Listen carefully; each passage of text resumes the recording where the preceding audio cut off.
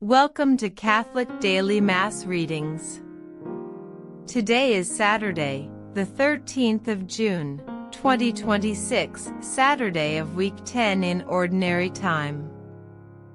Today we celebrate Saturday of Week 10 in Ordinary Time. We are in the season of Ordinary Time. Today's Mass readings remind us of the importance of sharing God's love and peace with others. In the Gospel, Jesus sends out his disciples to spread the good news, encouraging them to trust in God's providence and to bring peace to all those they meet. The readings also remind us of God's covenant with his people, and the promise of his enduring love and truth, as expressed in the beautiful words of the Psalm. As we reflect on these readings, we are invited to consider how we can be bearers of God's peace and love in our own lives, and to trust in his goodness and guidance as we go about our daily journey. A reading from Isaiah, chapter 61, verses 1 to 3. The Spirit of the Lord has been given to me, for the Lord has anointed me. He has sent me to bring good news to the poor, to bind up hearts that are broken, to proclaim liberty to captives, freedom to those in prison, to proclaim a year of favor from the Lord, a day of vengeance for our God, to comfort all those who mourn and to give them for ashes a garland, for mourning robe the oil of gladness, for despondency, praise. A reading from the Holy Gospel according to Luke, chapter 10, verses 1 to 9. The Lord appointed 72 others and sent them out ahead of him, in pairs, to all the towns and places he himself was to visit.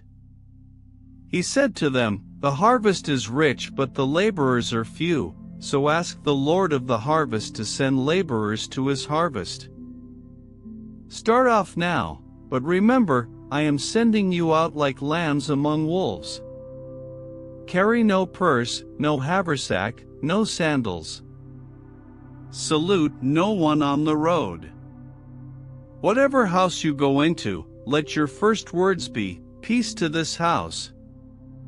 And if a man of peace lives there, your peace will go and rest on him, if not, it will come back to you.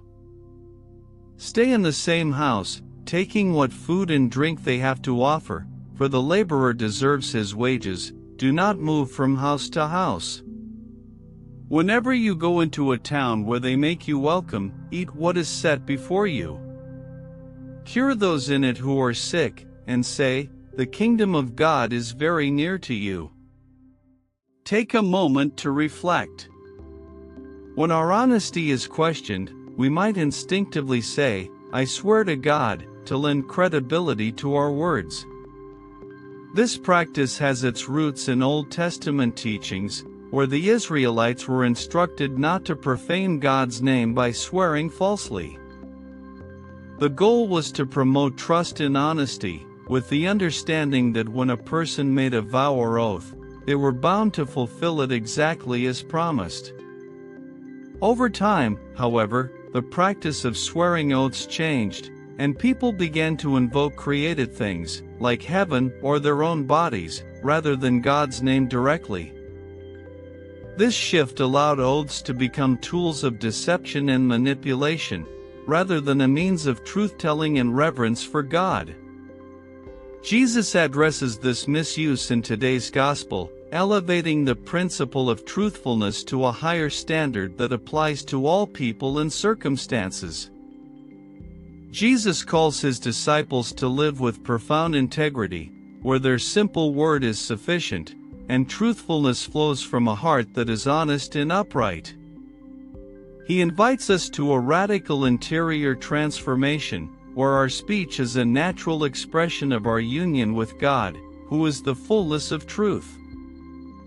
In essence, Jesus says that our yes should mean yes, and our no should mean no, without the need for sworn assurances.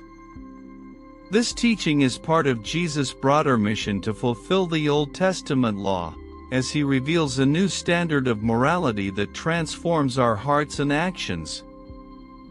By following Jesus' teaching, we can live with greater integrity, honesty, and reverence for God, allowing our words to be a reflection of our deepening union with Him. Let us now still our hearts and turn to God in prayer. Lord, help us to be faithful laborers in your harvest, spreading peace and love to all we meet.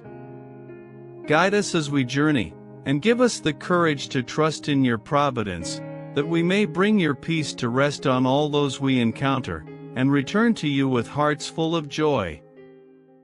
Thank you for joining us for today's daily Mass readings. God bless you and your family.